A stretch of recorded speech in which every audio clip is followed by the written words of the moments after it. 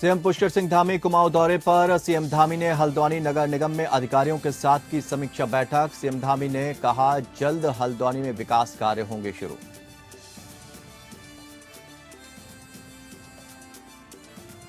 Cabinet मंत्री गणेश जोशी अपने 2 दिवसीय हरिद्वार दौरे पर। हरिद्वार पहुंचने पर गणेश जोशी का कार्यकर्ताओं ने किया भव्य स्वागत।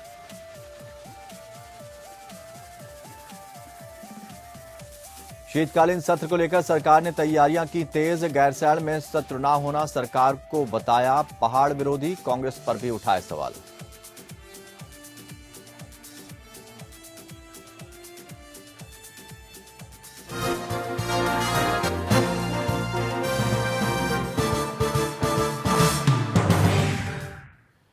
नमस्कार, इस बुलेटिन में आपका स्वागत है। मैं हूं आपके साथ रविंद्र सिंह। बढ़ते हैं खबरों में आगे।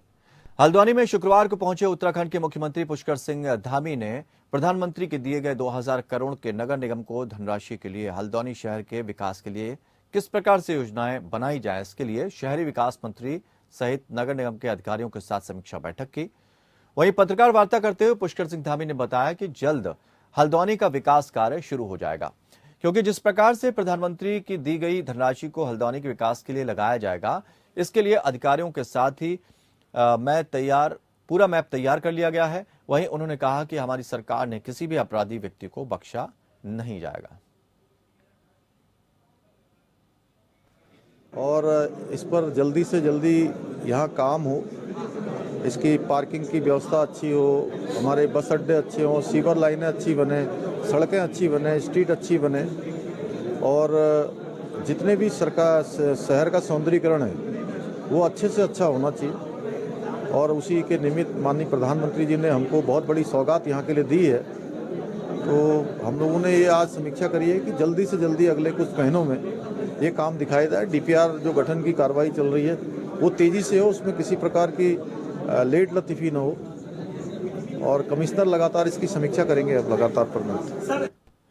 वहीं उत्तराखंड सरकार के कैबिनेट मंत्री सौरभ बहुगुणा ने सितारगंज चीनी मिल का शुभारंभ किया। कैबिनेट मंत्री सौरभ बहुगुणा ने कहा कि सितारगंज चीनी मिल लगातार चलेगी, किसी भी किसान को परेशानी का सामना नहीं करना पड़ेगा।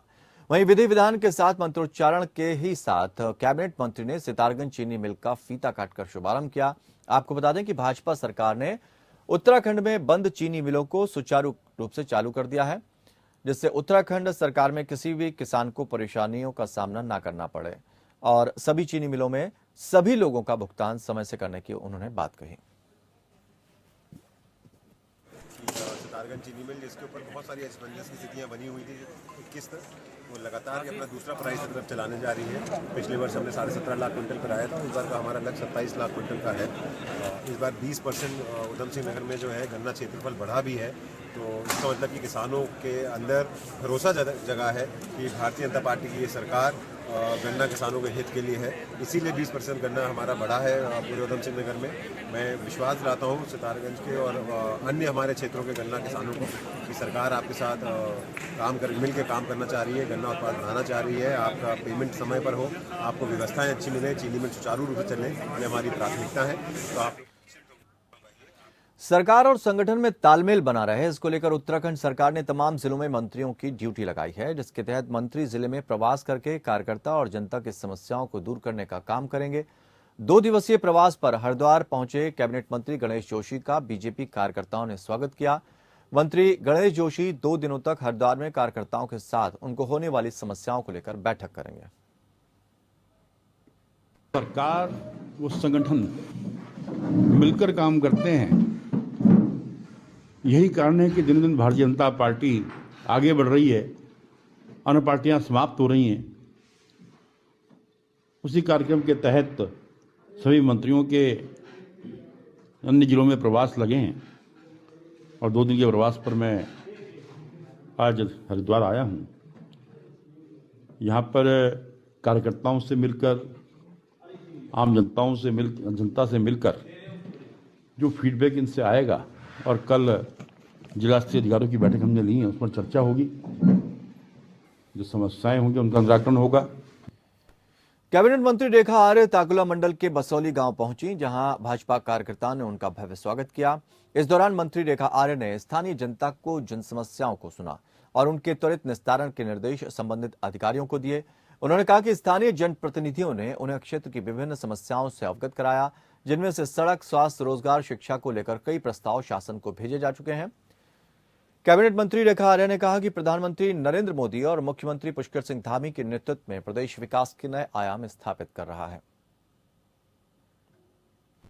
देखिए, आज अपने विधानसभा क्षेत्र के ताकुला क्षेत्र में, बसोली क्षेत्र में, सतराली क्षेत्र में भ्रमण का कार्यक्रम रहा, जहां कार्यकर्ताओं के साथ में बैठक रही और साथ साथ में आम जनमानस के साथ में भी वार्ता रही। और इस बैठक के दौरान मैं निश्चित रूप से चुनाव जीतने के उपरांत से मैं अस्वस्थ रही, तो जिसके कारण से लोगों के मध्य में इतनी जल्दी आना नहीं हो पाया था।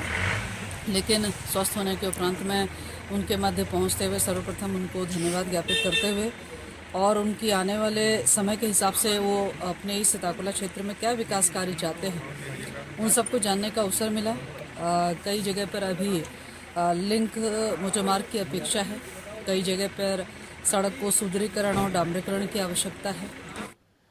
राज्य सरकार ने शीतकालीन सत्र को लेकर तैयारियां तेज कर दी हैं। 29 नवंबर से प्रदेश में शीतकालीन सत्र शुरू होगा। ऐसे में शीतकालीन सत्र को लेकर तैयारियां भी पूरी कर ली गई हैं। हालांकि इस बार माना जा रहा है कि देहरादून में ही शीतकालीन सत्र का आयोजन किया जाएगा, क्योंकि कई विधायकों ने गैरसैंण में शीतकालीन सत्र न करने को लेकर सरकार से पत्र लिखकर अपील की है। वहीं वरिष्ठ राज्य आंदोलनकारी भावना पांडे ने कहा कि गैरसैंण को लेकर हमारी पहाड़ के लोगों की भावनाएं जुड़ी हुई हैं और गैरसैंण को स्थायी रूप से राजधानी बनाया जाना चाहिए। जो भी नेता गैरसैंण में सत्र को लेकर विरोध कर रहे हैं वो पहाड़ विरोधी हैं। अरे कुछ नहीं करना इनको, ये तो देखिए गैरसैंण हरीश रावत जब वोट लेना होता है उसमें गैरसैंण चिल्लाते हैं, और जब इनको 1000 करोड़ रुपए खर्च कर दिए इन्होंने और 30% कमीशन खा गए। सिर्फ कमीशन का धंधा था 1000 करोड़ रुपए। आप बताइए, एक तरफ आप कहते हो हम बहुत गरीब हैं, हमारे पैसे नहीं है, आप गैरसैंण बना के इतनी करोड़ों रुपए लगा के वहाँ एक नहीं जा रहा है। और दूसरी बात देखिए, त्रिवेंद्र सिंह जी ने तो पहले ही उसको अस्थायी कर दिया, स्थायी कभी हो ही ना सके। तो ये तो दोनों पार्टियों का एक पब्लिक को बेवकूफ बनाने का वो है। और अवश्य मैं तो कहती हूँ परमानेंट गैरसैंण राजधानी होनी चाहिए। हमारे पहाड़ की लोगों की भावना है, हमारा पहाड़ लिया किस लिए गया था? आप देहरादून यूपी के बॉर्डर पे बैठकर राजधानी बना रखी है, अस्थायी राजधानी, और आप जाते क्यों नहीं हो गैरसैंण? सब जाओ। ग्रीष्मकालीन क्या मतलब होता है? परमानेंट जाओ आप वहां पर। यहाँ जरूरत नहीं है आपकी, यहाँ इतना भीड़ भाड़ हो गई है। पहाड़ों पर जाओ, पहाड़ों पर जाओगे तो विकास भी होगा। बद्रीनाथ धाम के कपाट आज शनिवार को सायंकाल 3:35 पर शीतकाल के लिए बंद हो जाएंगे। वहीं कपाट बंद होने के अवसर पर बद्री विशाल पुष्प सेवा समिति ऋषिकेश ने बद्रीनाथ मंदिर को भव्य रूप से फूलों से सजाया। कपाट बंद के मौके पर बद्रीनाथ धाम में उमड़ा श्रद्धालुओं का हुजूम। सुबह से ही बद्रीनाथ धाम में श्रद्धालुओं की भीड़ लगी हुई है। बद्रीनाथ धाम के कपाट आज पूरे दिन श्रद्धालुओं के लिए खुले रहेंगे। बद्रीनाथ धाम में मौसम इस वक्त साफ और सुहाना बना हुआ है। तो बद्रीनाथ धाम के कपाट 3:35 पर आज शाम को बंद हो जाएंगे। श्रद्धालु भारी संख्या में यहां पर पहुंचे और ये कहा जा रहा है कि इतनी संख्या में श्रद्धालु पहले कभी नहीं आए थे, लेकिन जो सुविधाएं उनको मिली हैं, निश्चित तौर पर यह कहा जा सकता है कि काफी कुछ चीजें सुधरी हैं। वहां पर जो व्यवस्थाएं हैं, प्रशासन के द्वारा जो किए गए काम हैं, उनमें तालमेल बैठता हुआ नजर आया और बड़े ही खूबसूरत और भव्य तरीके से यहाँ पर सारे आयोजन किए जाते हैं। अब चूंकि कपाट बंद होने की प्रक्रिया शुरू होगी, शीतकालीन सत्र में ये बंद हो जाते हैं कपाट। दोपहर 3:35 पर ये कपाट बंद हो जाएंगे। उससे पहले ज्यादा से ज्यादा संख्या में श्रद्धालु भगवान के, अपने प्रभु बद्रीनाथ के दर्शन कर लेना चाहते हैं, तो भारी संख्या में श्रद्धालुओं का हुजूम वहां पर उमड़ रहा है। इस बार लगभग 17.5 लाख के करीब श्रद्धालु वहां पर पहुंचे।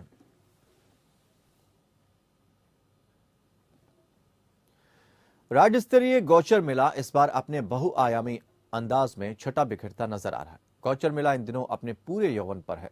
ज्यों ज्यों मेला आगे बढ़ता जा रहा है, मेलार्थियों की भारी भीड़ उमड़ती जा रही है। मेलार्थी जहां एक और सांस्कृतिक कार्यक्रमों का भरपूर आनंद ले रहे हैं, वहीं मेले में लगे स्टॉलों पर भी जमकर खरीदारी हो रही है। इन दिनों 70वें औद्योगिक और सांस्कृतिक विकास मेला बड़ी धूमधाम से गोचर में चल रहा है। हजारों की संख्या में मेलार्थी मेले में पहुंच रहे हैं। 5वीं सांस्कृतिक संध्या कार्यक्रम की शुरुआत गढ़वाल सांसद और पूर्व मुख्यमंत्री उत्तराखंड तीरथ सिंह रावत ने दीप प्रज्वलित करके की। हजारों की संख्या में पहुंचे दर्शक प्रीतम भरतवाड़ के जागरण और लोकगीतों का जमकर लुत्फ उठाते नजर आए। इस अवसर पर पुलिस प्रशासन ने भी व्यवस्था चाक चौबंद कर दी है। गौचर एक सांस्कृतिक नगरी है और यहाँ पर इस कार्यक्रम का अपना ही एक महत्व है। गौचर में प्रस्तुति के दौरान बहुत प्रसन्नता का आभास होता है और हमारी लोक परंपराओं को जीवित रखने के लिए हमारी लोक संस्कृति पल्लवित हो, पुष्पित हो, इस हेतु गौचर ऐतिहासिक मेले में जो कार्यक्रम होते हैं वो प्रशंसनीय होते हैं और आज यहाँ पर हम कोशिश करेंगे कि अपने लोक रंगों के साथ ही प्रस्तुति दें। वहीं पौड़ी शहर के आसपास के ग्रामीण क्षेत्रों में लंपी वायरस ने एक बार फिर से दस्तक दे दी है। पौड़ी का पेडलस्यो क्षेत्र लंबे वायरस की चपेट में आने से आधा दर्जन से अधिक मवेशियों की मौत हो चुकी है, तो कई मवेशी इसकी चपेट में आने से बीमार पड़े हुए हैं। वहीं जिम्मेदार विभाग को इस बीमारी की जानकारी नहीं है। पेडुलसियों के क्षेत्र के सामाजिक कार्यकर्ता गणेश नेगी ने बताया कि इन दिनों लंपी वायरस की चपेट में आने से आधा दर्जन मवेशियों की मौत हो चुकी है, साथ ही कई मवेशी इस बीमारी से ग्रसित चल रहे हैं। उन्होंने बताया कि पशुपालन विभाग की ओर से किए जा रहे टीकाकरण का जो काम है वो बड़ी धीमी गति से चल रहा है, जिससे ये बीमारी और ज्यादा घातक रूप लेती जा रही है। उन्होंने प्रशासन से शीघ्र ही बीमारी की रोकथाम के लिए ठोस प्रयास करने की मांग उठाई।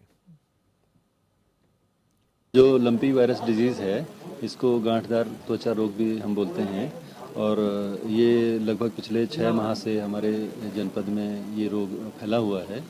विशेष रूप से जो भाबर का क्षेत्र है, विकासखंड दुगड्डा है, विकासखंड यमकेश्वर का हरिद्वार के नज़दीक लगा हुआ जो क्षेत्र है, उसमें ये सबसे पहले फैलना शुरू हुआ था और आज की स्थिति ये है कि ये 80 से 90% आप समझ सकते हैं कि ये रोग समाप्त हो चुका है और बहुत कम अभी इसके नए रोगी पशु हमारे पास आ रहे हैं, जो कि कुछ राहत की बात है। रुड़की के सिविल अस्पताल में करीब 15 माह से एक महिला कैदी भर्ती है। महिला कैदी चलने में असमर्थ है, वो केवल बेड पर लेटी रहती है। महिला कैदी को आज तक कोई परिजन देखने तक नहीं आया है। अस्पताल के चिकित्सक और नर्स परिवार की तरह से महिला की देखभाल कर रहे हैं। महिला खुद खा भी नहीं पाती है, उसे चम्मच से खिलाना पड़ता है। आपको बता दें कि रुड़की के सिविल अस्पताल में 5 सितंबर वर्ष 2021 को उप कारागार रुड़की में बंद एक महिला कैदी को उपचार के लिए लाया गया था। महिला कैदी को ब्रेन स्ट्रोक हुआ था।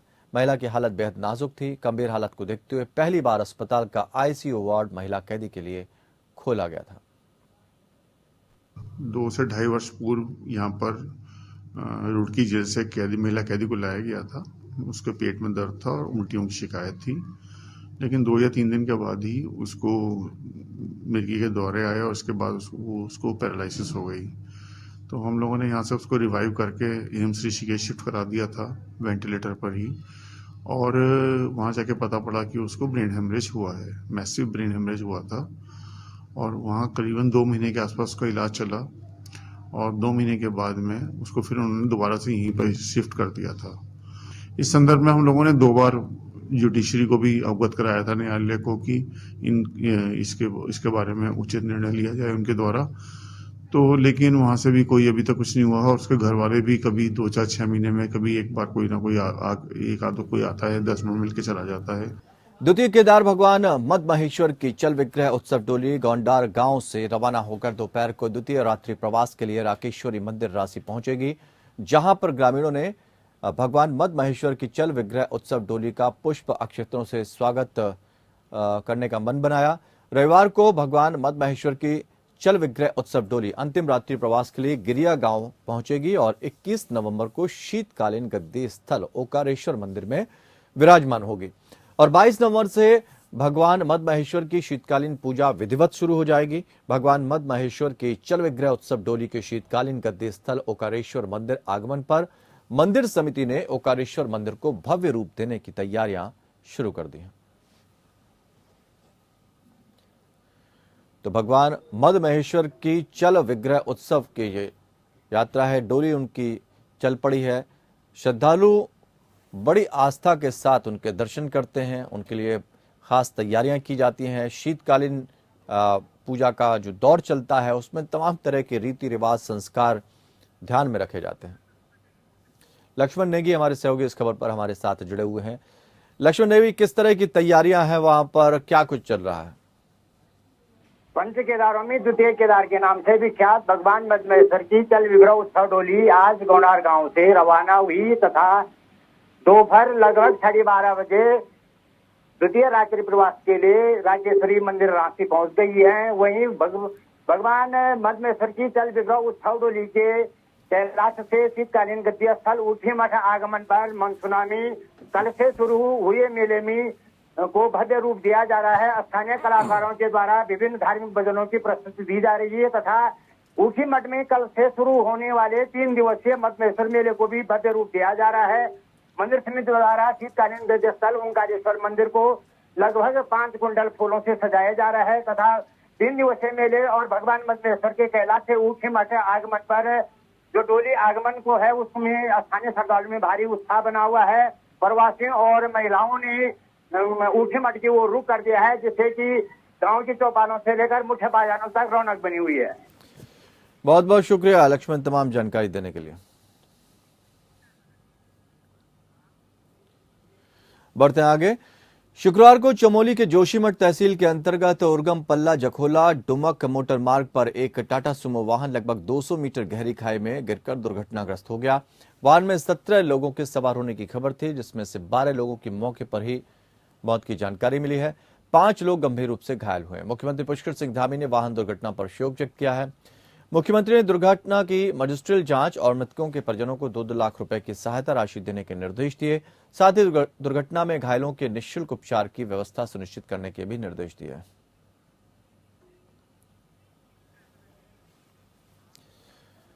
वहीं गदरपुर में नेशनल हाईवे 74 मशीद गांव के पास आज जिला अधिकारी के आदेश के बाद एक विशेष अभियान चलाया गया, जिसमें अस्थायी चौकी बनाकर राजस्व, आरटीओ, वन विभाग, खनिज विभाग के सहयोग से अवैध खनन में लिप्त वाहनों पर बड़ी कार्रवाई की गई, जिसमें 4 वाहनों को सीज किया गया और कार्रवाई लगातार जारी है। इस मौके पर एआरटीओ AK झा ने बताया कि जिलाधिकारी के निर्देश के बाद वाहनों की चेकिंग की जा रही है।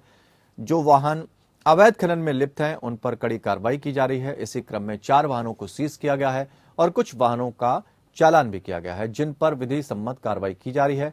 इस मौके पर SDM राकेश तिवारी ने कहा कि जिलाधिकारी का स्पष्ट निर्देश है।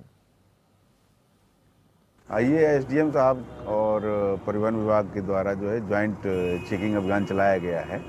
इसमें जो है मोटर वाहन की चेकिंग की जा रही है और जो भी नियमों के विरुद्ध चलते हुए पाए जा रहे हैं उनका नियमानुसार चालान किया जा रहा है। कितने वाहनों का चालान किया गया, कितना जुर्माना लगा? हाँ, अभी तक जो है 4 वाहनों का यहाँ पर चालान किया गया है, जिनमें नियमानुसार जो है चालान किया गया है और उसमें 3 वाहन का ओवरलोड में चालान किया गया है, जिसमें क्रमशः 40,000, 57,500 और 16,000 रुपये जुर्माना लगाया गया। कार्रवाई कब तक चलेगी? चौकी परमानेंट रहेगी या अस्थायी है? इसके बारे में जैसा कि संज्ञान में आया है कि अग्रिम आदेशों तक है। अभी यहाँ हम केलाखेड़ा के आगे NH 74 पर लगातार आ रही थी शिकायत कि बिना रॉयल्टी के कुछ खनिज लदे वाहन जा रहे हैं और कुछ ओवरलोड जा रहे हैं। तो इस संबंध में बार बार शिकायतों को देखते हुए जिलाधिकारी महोदय द्वारा निर्देशित किया गया था कि एक चेक पोस्ट बनाया जाए और उसी के परिप्रेक्ष्य में खनिज विभाग और राजस्व विभाग का संयुक्त रूप से यहाँ एक चेक पोस्ट बनाया गया है और उसमें PRD जवानों, पटवारियों की और हमारे कानून को सबकी तैनाती की गई है और हम लोग भी हैं यहाँ, कानून तहसीलदार साहब हैं हम लोग। तो आज ज्वाइंट अभी हम ARTO साहब के साथ ज्वाइंट चेक कर रहे थे और उनके कागज़ वगैरह देख रहे थे। 3-4 गाड़ियाँ जो ओवरलोड पाई गई थी तो उनका चालान किया गया है। दिल्ली से बद्रीनाथ जा रही वैगन आर आज सुबह ऋषिकेश बद्रीनाथ राष्ट्रीय राजमार्ग पर गुलर पुल के समीप अनियंत्रित होकर 150 से 200 फीट गहरी खाई में जा गिरी। गुलर पुलिस चौकी के इंचार्ज दरोगा वीरेंद्र सिंह चौहान ने बताया कि वैगन आर कार में एक ही परिवार के 3 लोग सवार थे, जिनमें एक 3 साल का बच्चा भी शामिल था। सूचना मिलते ही गुलर पुलिस चौकी और व्यासी से SDRF की टीम मौके पर पहुंची और गंभीर रूप से घायलों को उपचार के लिए एम्स ऋषिकेश में भेजा गया। इस बुलेटिन में फिलहाल इतना ही, लेकिन खबरों का सफर लगातार जारी रहेगा। जुड़े रहिए हमारे साथ।